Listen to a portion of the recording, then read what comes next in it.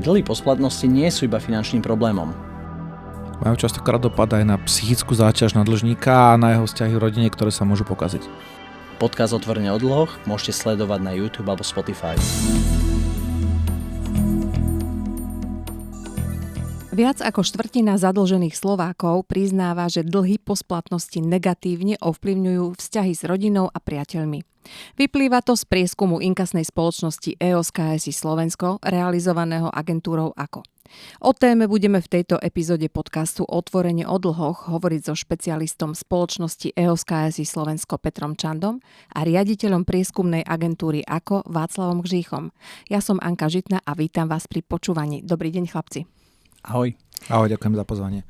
Peter, opýtam sa teba ako prvého. Ako vlastne spoločnosť EOS KSI Slovensko napadlo skúmať psychiku dlžníkov, ich psychický stav?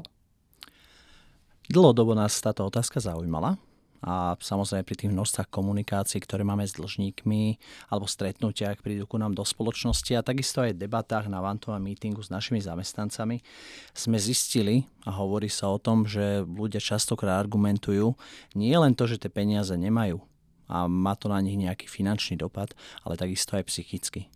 A preto sme chceli vedieť, že skutočne aké sú možno tie čísla o percenta v rámci Slovenska a koľkých Slovákov sa to dotýka a koľkých to psychicky zaťažuje. Prekvapilo ťa to zistenie, čo som povedala v úvode, že až 27,9% Slovákov priznáva, že dlhy po splatnosti sú reálny problém pre vzťahy v rodine. Je to pomerne veľa.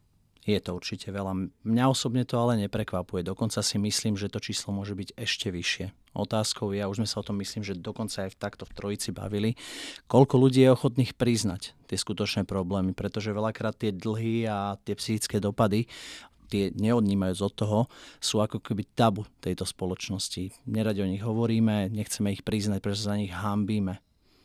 A to číslo môže byť podľa mňa ešte oveľa vyššie. Ja by som teraz povedala pár citátov, ktoré výskumníci vašo, potom sa ťa na to budem pýtať konkrétne, ale ani priznám sa, že neprekvapilo ma to, lebo viem si predstaviť vžiť sa do tej situácie, keď niekto naozaj počíta, z čoho zaplatí všetko to, čo potrebuje, bojí sa nejakého prípadného ďalšieho postihu, ale sú tu také veci, to, čo vám povedali v prieskume ľudia, že rodina tlačí na úhradu, dáva dosť najavo, že v tejto veci som nezodpovedný. Alebo píše pani, keby som zomrela, museli by to splácať za mňa. Iná pani píše, nemôžem ísť ani so synom na malý jednodňový výlet, bojím sa minúť čo i len 1 cent na seba, lebo všetko je drahé.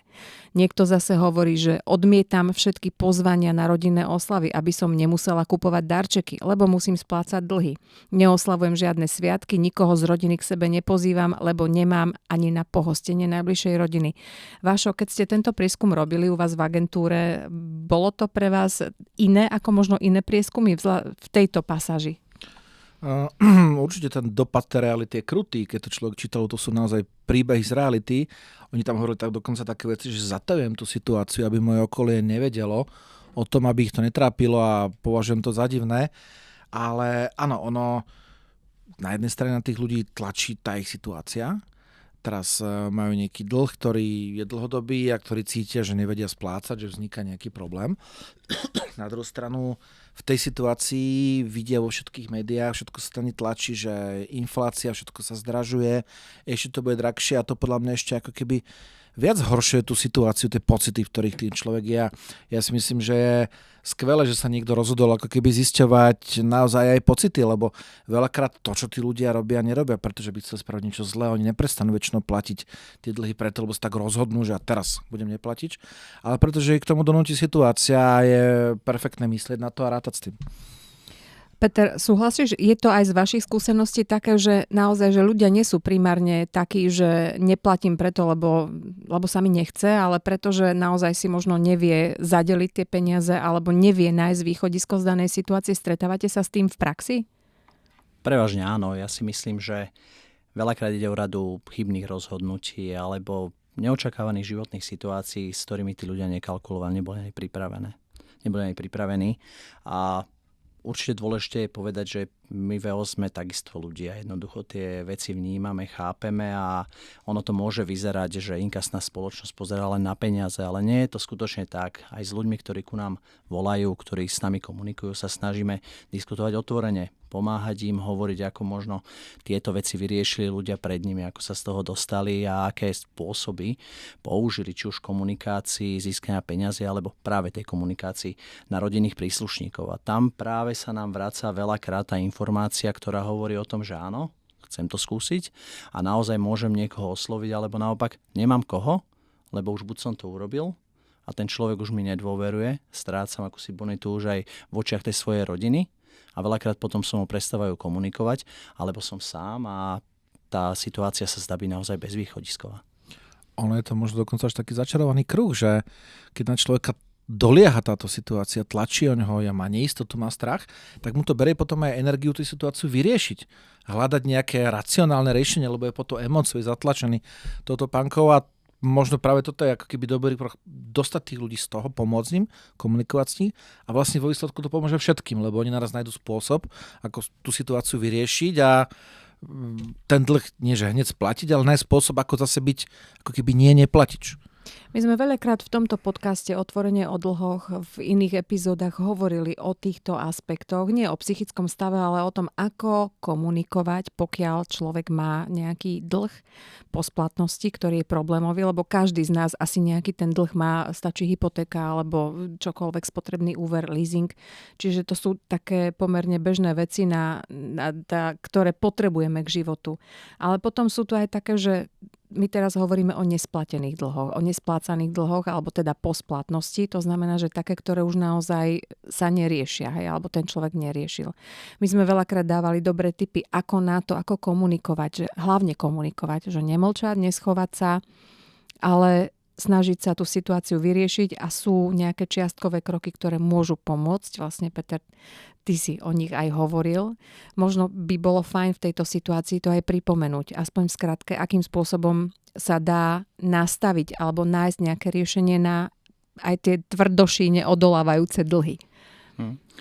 Ono tých možností je niekoľko. Ja začnem tým, ktorý by v základe mal byť asi pre každého z nás. A to je postupne si tvoriť nejakú rezervu a byť pripravený práve na tie neočakávané situácie. Je mi jasné, že občas sa to nedá, ale možno v tom základe, keď sa mi pokazí nejaký dôležitý spotrebič, alebo potrebujem zafinancovať nejaké veci, s ktorými som na začiatku roka nepočítal, tak tie peniaze mať pripravené, aby som nemusel skutočne riešiť nejaký úver, pôžičku od rodiny, alebo niečo, čo ma ďalej finančne zaťaží a začne sa lepiť k ďalším úverom, ktoré si potrebujem zobrať na financovanie tých základných potrieb života a tá situácia už potom bude bezvýchodisková. A keď ale sa také niečo už stane, tak skutočne na chvíľku sa zastaviť, a už sme o tom hovorili niekoľkokrát, nadýchnúť sa, skúsiť si spísať svoje príjmy, svoje výdavky, urobiť si možno nejaký rebríček priorít toho, čo vo svojom živote mám nevyhnutné, ktoré sú veci, ktorých sa dokážem zbaviť buď dočasne alebo úplne a tieto peniaze práve presmerovať na splácanie. Najvýhodnejšie vždy bude asi jednorazové splácanie, ale pokiaľ takáto možnosť nie je, tak navrhujem komunikáciu s veriteľom a dohodnutie nejakého splátkového kalendára. Tam je ale veľmi podstatné tento splátkový kalendár nastaviť tak, aby som bol schopný ho splácať a keď už ho začnem platiť, tak skutočne vysplácať ho, aby som sa toho dlhu postupne zbavil.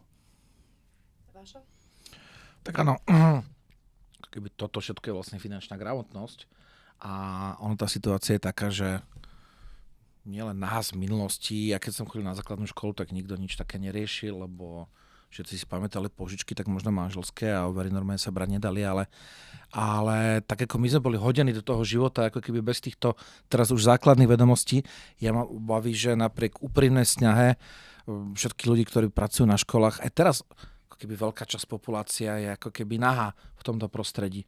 Už nedostali tú základnú informáciu a zrejme teraz sa to mnoho ľudí sa snaží edukovať a tak, ale ono sa to dá asi nejako spoľahlivo rozseknúť len do budúcnosti. A ako keby už tú ďalšiu generáciu mať edukovanú, my sme, hovorí sa, že naučiť sa žiť s dlhom. v iných krajinách, kde možno by sme čakali, že tá finančná gramotnosť bude lepšia. Ja si osobne myslím, že to nie je až tak o moc lepšie. Pozrieme sa napríklad na ten bežný štandard Spojených štátov, že viac menej kreditku platím kreditkou a už ich majú toľko, že s nimi hrajú potom pexeso. Takže ono to nie je len problém Slovenska, ale my máme teraz šancu nejakým spôsobom začať aspoň trošku pomáhať to rozseknúť a ľudí odedukovať a na konci dňa budú všetci šťastní. Ja sa vrátim ešte k tomu prieskumu, lebo boli tam také zaujímavé momenty v tejto pasáži. Výsledky prieskumu ukázali, že vzťahové dopady zadlženia sa výrazne líšia podľa typu domácnosti. Najzraniteľnejšími skupinami sú, ako to už štandardne aj býva, samoživitelia s jedným dieťaťom, z ktorých polovica potvrdila, že ten dlh negatívne ovplyvňuje rodinný život, ale čo ma zaujalo, že ešte vyšší podiel, až 52% ľudí, uviedlo, že sú to dospelí, žijúci u rodičov bez finančného podielu na domácnosti. Vašo, vidíš v tom nejakú logiku, že teda býva u rodičov, nemá podiel, nepodieľa sa na úhrade nákladov v tej domácnosti, napriek tomu má dlh po splatnosti. To, že ho to trápi, tomu rozumiem, lebo asi mu to tí rodičia vyčítajú. Môžeme teraz debatovať o tom, že v akom veku sú tí ľudia. U nás ten odchod, nechcem povedať deti, ale mladých od rodičov, aj kvôli dostupnosti financovania, bývania a tak ďalej cenám, je stále neskorší a neskorší a ja sama hovorím, že ešte 10 rokov už to bude pomaly blížiť dôchodkovému veku, ale jeden z dôvodov ako keby multigeneračných domácností je práve tá ťažšia dostupnosť bývania. To možno práve sa dotýka ľudí s nižšími príjmami.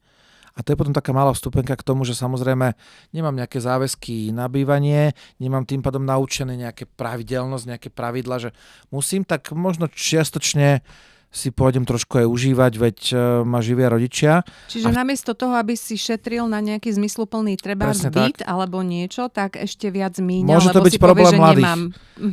Ono to nie je vzlom, ale ako keby tí mladí sa to nemali kde naučiť, lebo oni ešte nezažili situáciu, že si musia ten svoj príjem, že to ako keby nemajú nikoho iného a musia si to vedieť rozdeliť, tak aby z toho žili. Oni celý život zažívali, že ako keby tá povinnosť niekde inde. Ten mama hotel to všetko dokonca saturuje. Si ju možno ani neuvedomujú, že tie potraviny sa nezjavujú v tej chladničke. A to potom je ako keby bez tejto skúsenosti potom ťažko byť finančne zodpovedný.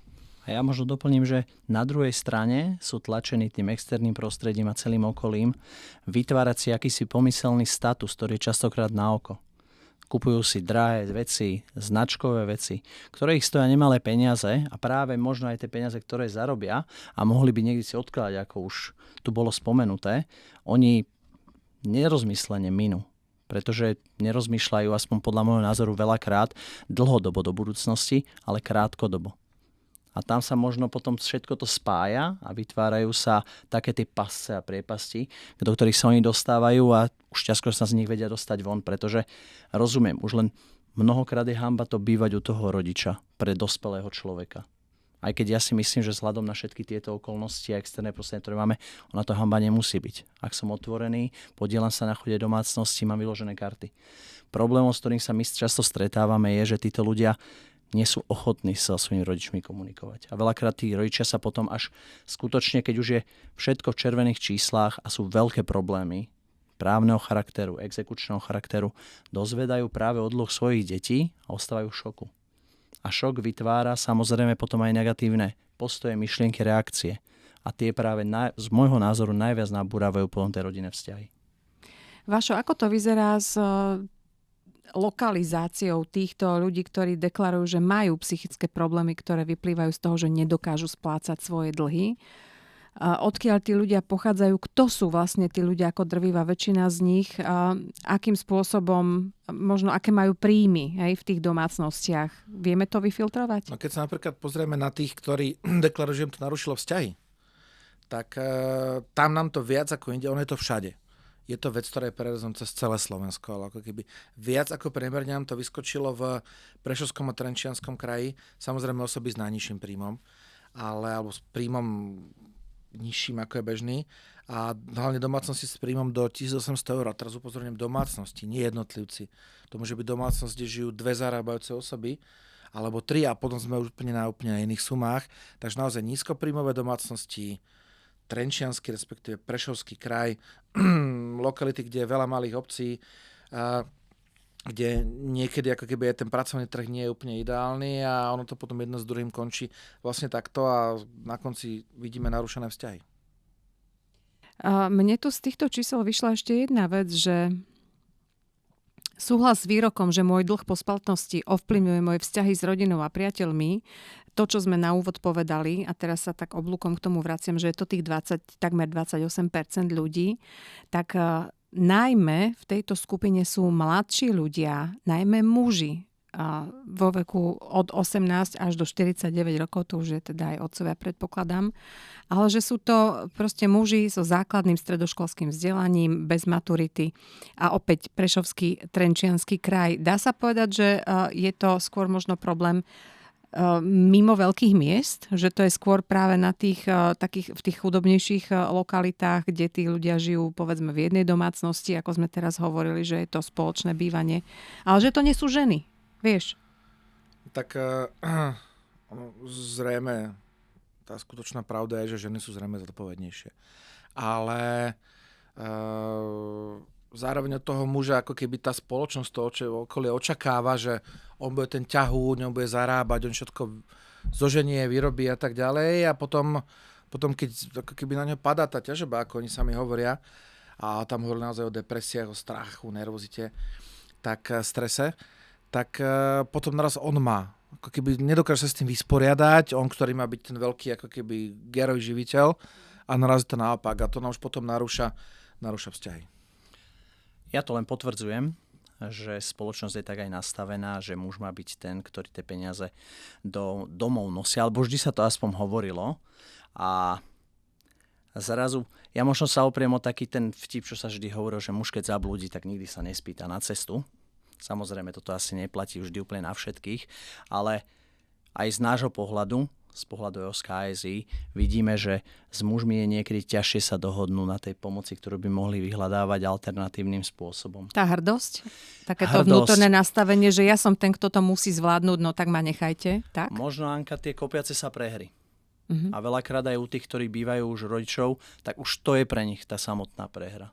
A k tomu priznať ďalšiu prehru, že zle nakladali so svojimi financiami, že robili zlé finančné rozhodnutia, čo samozrejme každému z nás. Nikto nemáme proste jednoducho tú kryštálovú guľu, ktorá nám povie, čo sa zajtra stane a na čo má byť pripravený.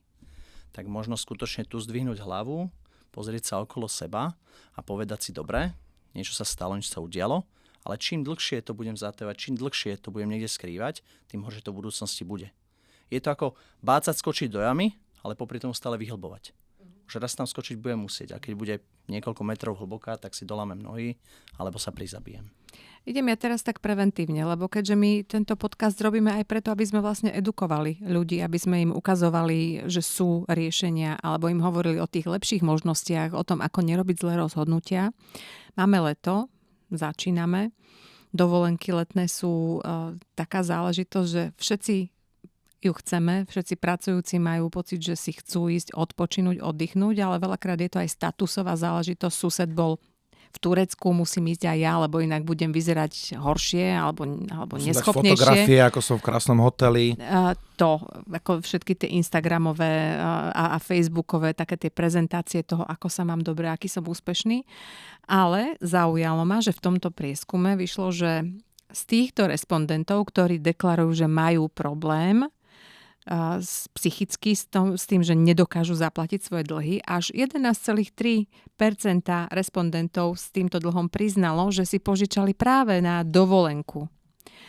A otázka teraz je, že na jednej strane chápeme, že chceme si ísť oddychnúť, na druhej strane požičať si šialené peniaze, ktoré budeme splácať ešte ďalší rok, aj keď tá dovolenka už dávno bude za nami a namiesto toho dobrého pocitu z dovolenky nám zostane len ten stres, že to nedokážeme zaplatiť alebo že si musíme utrhať. Povedzme k tomu pár takých múdrych komentárov. Tu je veľmi dôležité sa vrátiť už opäť k téme, ktorú sme v minulosti mali a ktorá bola prezentovaná nielen z mojich úst, ale pamätám si, že aj Vašo veľakrát túto vec rozprával, takisto aj Janka. A poďme deliť tie dlhy na také dobré a zlé. Nazvime to skutočne tak. Pri tých zlých je tá definícia úplne jasná. Hovorí, že doba splácania by nikdy nemala presiahnuť životnosť tej veci, ktorú sme si zadovážili. A v tomto je špecifická dovolenka. A to nie je len v tomto prieskume, tento len potvrdzuje. My sa práve s tým financovaním dovolenky prostredníctvom úverov stretávame už roky. A je to v úvodzovkách z prepáčenia z najbláznivejších vecí, ktorá existuje. Pretože ten zážitok síce je určite veľký, oddychnem si, ale trvá týždeň, 2 a to splácanie potom tej konkrétnej veci, tej dovolenky, ktorú som mal v tom limitovom období, trvá mesiace a niekedy roky. Presne tak a ono... Ja som sa namýšľal, že prečo je to tak veľa. Že prečo je to viac ako každý 10. z ľudí, ktorí ako keby majú pocit, že za prvé majú problém so splácaním a zároveň majú pocit, že to nich dopadá, že prečo tak veľa z nich to je a ono je to možno signál toho, že to bolo naozaj nie racionálne rozhodnutie, to bolo emočné. A keď sa riadíme emóciami, nerobíme dobré rozhodnutie, ako žiaľ je taká doba. Čoraz viac vecí sa rozhoduje emočne, ale ono stáť nohami na zemi a nejakým spôsobom ono sa aj hovorí, že áno, že je to dobré, treba si oddychnúť a naše duševné zdravie. Ja napríklad občas mám pocit, že si na tej dovolenke nestihnem oddychnúť, lebo kým sa preladím, tak už je po nej a potom si hovorím, na čo by to vlastne bolo. Neviem, ono je to možno taký názor, ale naozaj ako keby som išiel na tú dovolenku sa naučiť jazyk, keby som si požičal na to, že investujem do seba a to by znamenalo, že v budúcnosti budem mať vyšší príjem, OK, idem na leto niekde, kde sa to chodilo na Cyprus alebo na Maltu. Áno, ale všetko ostatné je prach Boha pusté. To bolo ako požičať si na to, že by som sa išiel opiť. Ja si myslím, že efekt by bol rovnaký. A dokonca aj takéto situácie sú. To je na tomto najhoršie. Že aj na večierky si požičajú. Samozrejme. U mnohých ľudí... Chce urobiť oslavu 50-ky, tak si požičia peniaze. My sme sa o tom minule bavili s kolegami a sme tak tiež prehodnocovali, ako sú asi zostavené u mnohých ľudí rebríčky hodnôt a priorít a ísť sa von zabaviť, kúpiť si cigarety alebo nejaký rýchly spotrebný tovar je u mnohých ľudí na veľmi vysokom poradí a veľmi vysokom stupni. Ďakujem pekne, že sme sa o tejto téme mohli rozprávať a veľmi rada sa s vami budem rozprávať o ďalších výsledkoch z tohoto prieskumu v inej epizóde tohoto podcastu. Ďakujem, že ste prišli. Ďakujem veľmi pekne. Ďakujem a buďte odpovední. Mojimi hostiami bol Peter Čanda a Václav Žich. Ďakujeme za pozornosť. Dovidenia.